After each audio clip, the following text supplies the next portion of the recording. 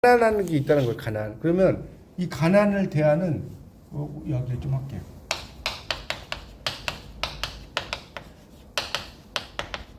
세 가지 태도가 있다는 거예요. 그거는 뭐냐면 첫 번째로는 뭡니까? 가난을 거부해요. 가난이라는 거 하는 걸 거부해요. 두 번째는 뭐예요? 가난을 견뎌. 견딤이라고 쓸게요. 가난을 견뎌. 세 번째는 뭐예요? 가난을 훔쳐. 줄여서 이렇게 쓴 거예요. 이해 가죠?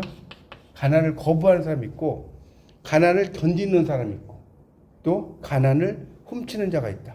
여기까지 이해 가세요? 그러면 가난을 거부한다는 경우는 이제 어머니라든가 아버지라든가 두 오빠가 그래. 이 작품 보면 어머니, 아버지 두 오빠. 그래서 결국 어때요? 왜 거부하냐? 사업에 실패하니까 동반 자살해버린 거죠. 사업에 실패하자 동반 자살이에요. 거기다 좀 써놓으세요. 뭐 제가 이건 다 일일이 쓸 필요는 없잖아요. 그러니까 어머니, 아버지 두 오빠들은 어떤 존재라고요? 사업에 실패하니까 동반 자살. 그러면 이거는 가난을 견딘 거예요? 훔친 거? 아니면 거부한 거예요? 거부한 거 아닙니까? 그러니까 도피나 혐오가 되는 것이고, 그러면 가난을 견디는 자는 뭐냐? 나하고 봉제 공장에 있는 아줌마가 있어요. 여기 보면 나하고 봉제 공장 아줌마인데 이 사람들은 어떻게 생각해요? 나에게 가난은 나에게 있어서 소명이다. 가난은 나에게 있어서 소명이다. 이렇게 생각하면 그래서 순응을 하고 동반을 해. 그게 가난을 견디는 자예요. 그 여기 연예인들 같은 거 보면요. 연예인들 보면 여러분 우리가 되게 막 부자고 막 이런 분들 있잖아요. 연예인들 중에 뭐 원빈 뭐 이런 정말 그렇게 가난하게 살았다고 그러더라고요. 강원도에서 막 뭐 이게 먹을 것도 없고 그런 경우 되게 많아요. 우리가 볼 때는 되게 화려하다고 생각을 하는데 그러면 그 사람들도 어렸을 때 어때요? 가난을 소명이 어쨌든 그거를 뭐 거부하고 뭐 잘못되게 이렇게 안 갔잖아요. 일종의 견딘다라고 볼 수가 있는 것이고요. 이제 하나가 더 있죠. 가난을 훔치는 자. 이건 뭐예요? 상훈과 아버지. 그러니까 이런 걸 써놓으셔야 돼. 이거 시험에 되게 잘 나올 수 있어요. 예를 들어서 이 작품 박완서의 이 도둑맞은 가난에서 가난을 견디는 자는 누구인가 이렇게 나올 수 있다니까요. 이런 문제는 왜냐하면 이걸 공부 안 하는 사람은 모르거든. 그러면 1번 어머니, 2번 아버지, 뭐 두 오빠, 뭐 나 이렇게 나올 수 있다니까요. 충분히 나올 수 있는 문제예요. 그래서 이게 지금 말씀드리는 겁니다. 그러면 가난을 훔치는 자는 누구라고요? 상훈과 그의 아버지라는 거. 그럼 왜 상훈과 아버지가 가난을 훔치는 자냐 이렇게 물어본다면 뭐라고 그래야 돼? 위장 취업을 해서 가난을 체험하는 거잖아요. 이 사람들이 뭐 가난해서 그런 걸 하는 게 아니라 그냥 체험하려고 간 거란 말이에요. 경험 삼아. 네, 그렇죠. 경험 삼아 말씀. experience 영어로 말하면 그 경험 삼아 위장 취업을 해서 가난을 체험을 한다는 거. 그러니까 결국 그러면 이 사람들은 뭐냐? 관찰하는 거예요. 맞죠? 관찰하는 거라고. 그리고 그러면 이 사람들 가난을 뭐 좋아하지 않죠. 혐오하는 존재들이에요. 가난을 혐오해. 근데 그냥 관찰하려고 어떤 것이 가난인지를 보기 위해서 그냥 관찰하는 거라는 거죠. 그렇게 정리할 수 있어요. 감이 좀 오세요? 가난을 거부하는 자 누구라고요? 어머니, 아버지, 두 오빠. 이 사람들은 어땠다? 사업에 실패하니까 동반 자살해버렸어. 그럼 동반 자살했다는 건 뭐예요? 도피나 혐오를 했다는 거예요. 또 가난을 견디는 자 나와 봉제공장 아줌마. 그리고 이 사람들 생각은 뭐예요? 가난은 소명이다. 소명이다. 우리 그 소명이라는 게 기독교에서 되게 내적 소명, 외적 소명 이렇게 나오잖아요. 그러니까 내 안에 있는 거냐, 밖에 있는 거냐 이거 따지는데 어쨌든 그 소명을 따지는 것이고 순응과 동반이고 그 다음에 가난을 훔치는 자는 누구라고? 상훈과 아버지. 이렇게 나오면 여러분 이제 이걸 좀 공부를 하셨으니까 이걸 풀 수가 있지. 공부 안 하고 시험 나오면 그냥 일진에 맡기는 거예요. 지름신의 강령에. 지름신이 잘 찍어주면 맞는 거고. 맞죠? 그렇게 예전에 그 시험을 볼 때 지금은 이제 컴퓨터 사인펜을 안 보잖아요. 근데 옛날에는 컴퓨터 사인펜으로 이렇게 시험을 볼 때가 있었어요. 지금은 이제 그냥 펜이잖아요. 터치펜으로. 그 컴퓨터 사인펜인데 재밌는 게 시험을 딱 보러 가면 옛날에 뭐 어디 학교에 가서 봤거든. 중학교 뭐 이런데. 딱 어떤 분이 진짜로 사인펜 하나 딱 들고 앉아 있어. 무슨 도닥듯이. 사인펜 딱 하나 들고 도닥듯이. 그러면 그 사람은 공부를 했겠어요? 폐기 안 했죠. 여러분 사인펜 하나 딱 가져가서 이렇게 앉아 있으면 공부 다 해가지고 할 게 없는 건가요? 거의 안 한 거지. 그냥 그날 일진에 그냥 맡기려고 이렇게 하는. 여덟 시험도 사인펜도 보지 않았나요? 아니 그러니까 사인펜을 보는데 그래도 시험을 볼 때는 뭐라도 넘기고 뭐 이러잖아요. 예를 들어서 다 도 닦은 사람처럼 그러진 않잖아요. 예. 여러분 뭐 그렇게 잘하시면 그렇게 이제 보셔도 되는데 하여튼 참 그런 경우가 있더라고. 그래서 이 위선과 허영, 미화된 가난에 대한 문제가 쭉 나와요. 여기 뭐 얼마 안 되니까 하고 좀 쉬도록 하겠습니다. 그래서 1970년대 계층 분화와 그늘 이렇게 나왔죠. 분화라는 건 나눠졌다는 거예요. 우리 분화란 말 되게 많이 쓰는데 이 정도는 한자 아시겠죠? 나눌 분자에 대로자예요. 나눠지는 거예요. 분화.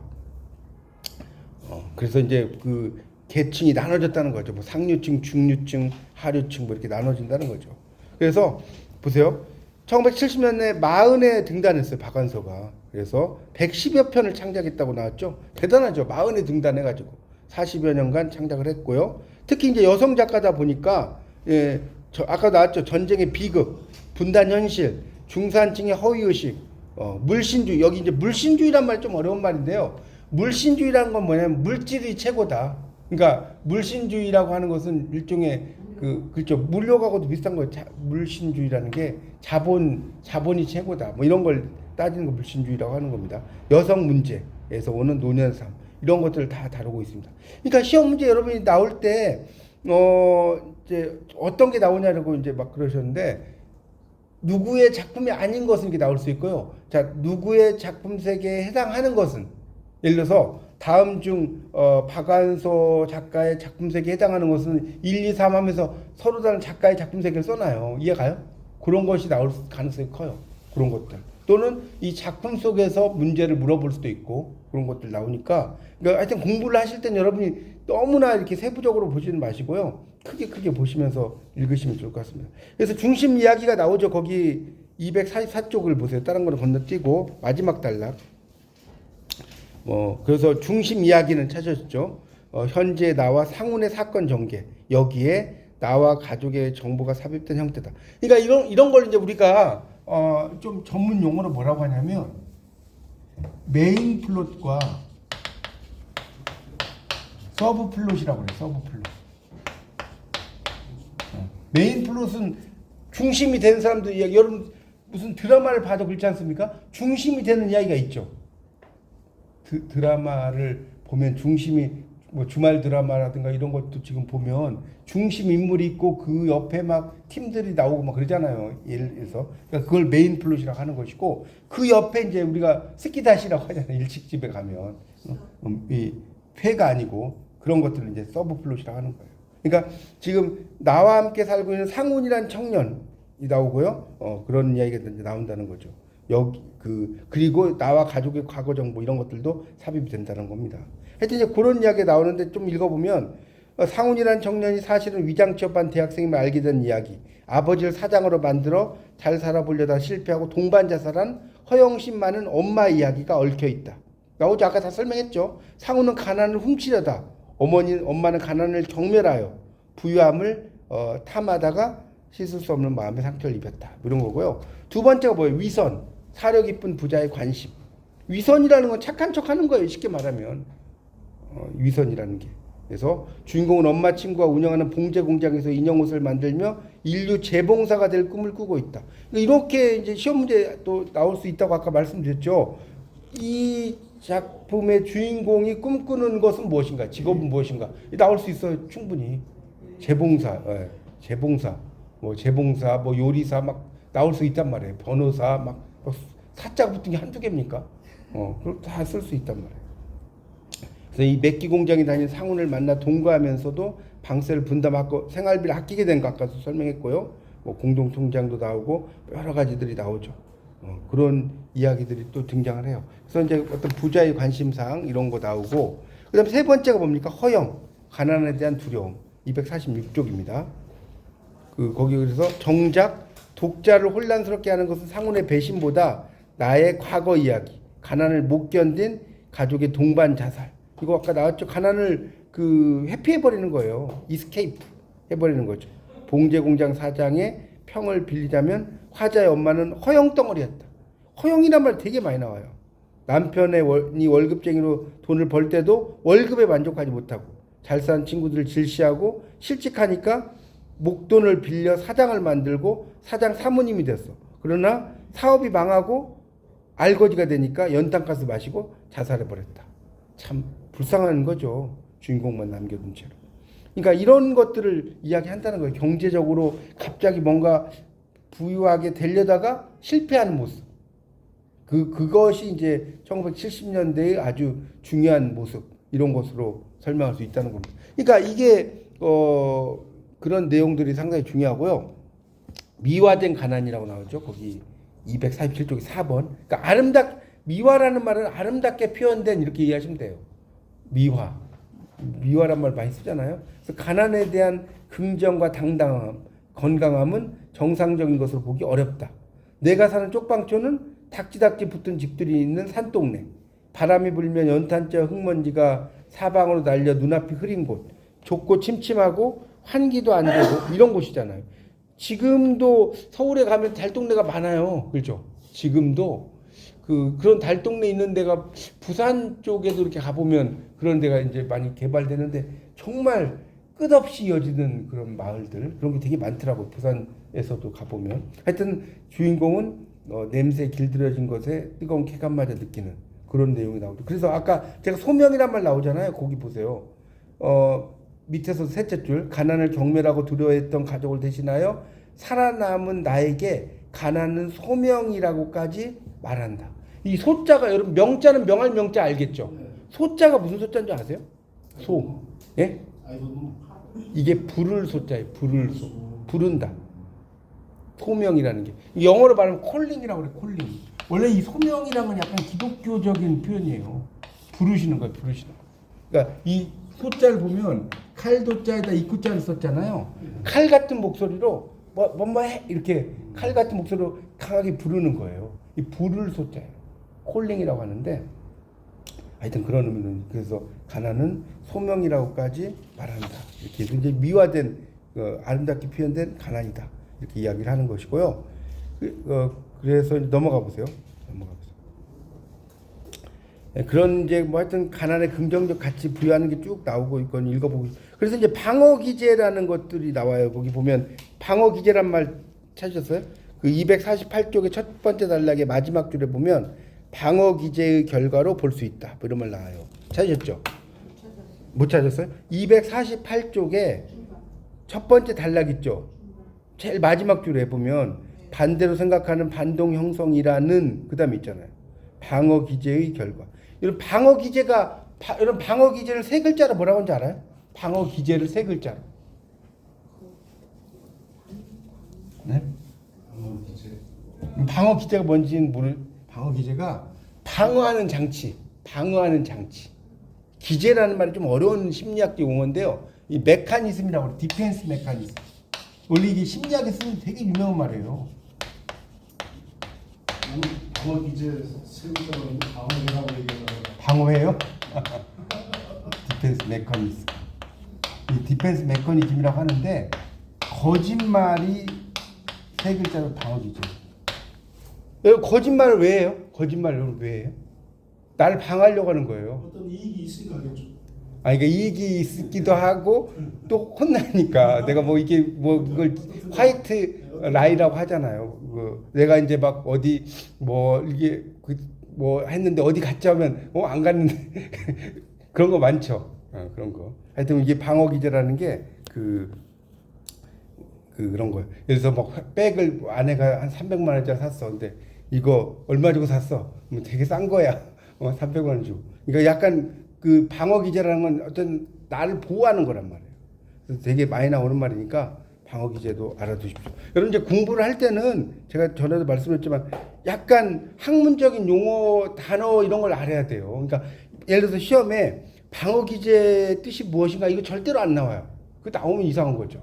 그건 안 나오는데 여러분 대학생으로 공부를 하는데 방어 기제가 뭔지도 모르고 디펜스 메커니즘. 그러니까 디펜스 메커니즘이고 그런 거 되게 많이 쓰는 용어입니다. 심리학에서. 하여튼 그런 거고요. 그 다음에 이제 그 마지막에 여기만 좀 보고 좀 쉴게요. 거기 248쪽이 마지막에 있죠. 마지막 단락. 이 나의 꿈은 가난을 대리 경험하려 했던 상훈에 의해 완전히 깨졌다. 사랑한다고 믿었고 가족이 되길 바랐던 상훈은 가난을 혐오하고 비하하는 엄마와 다르지 않는 사람이었다. 아까 이야기했죠? 엄마는 가난을 뭐 거부한 자라고 그랬죠. 그리고 상훈은 뭐라고 그랬어요? 가난을 훔치는 자.